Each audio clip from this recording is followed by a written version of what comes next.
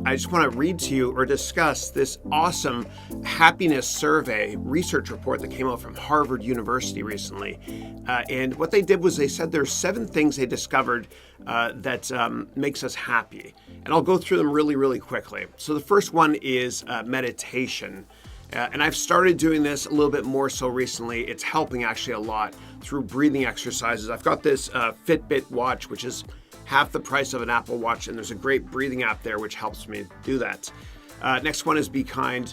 The next one after that is buy experiences and not things. And I completely understand what that means. Travel as much as you can instead of buying, these big physical items for home that you never use that much. Next thing is make your surroundings positive, meaning hang out with great people. And if 1 or 2 people try to bring you down in your group at work, just disassociate yourself with them if you can.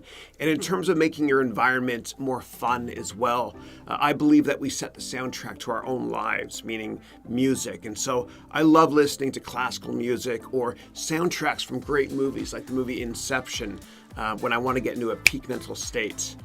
And next is find something, this is number 5, find something to look forward to. And one of the biggest lessons I learned when I worked on Wall Street, I worked at Goldman Sachs, and one of my best clients was Manulife in Toronto, and there's a woman there named Rhonda Chang.